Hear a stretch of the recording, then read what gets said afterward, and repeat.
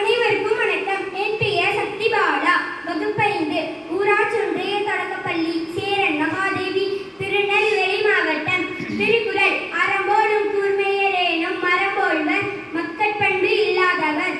பொருள். அறம்போன்ற கூர்மையான அறிவு உடையவர் ஆனாலும் மரம்போல்வர் மக்கட்பண்பு இல்லாதவர். நன்றி, வணக்கம்.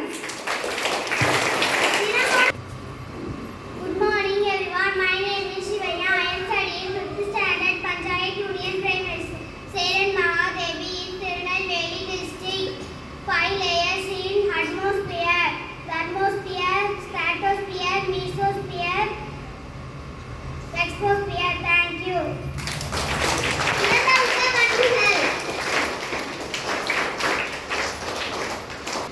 Hello.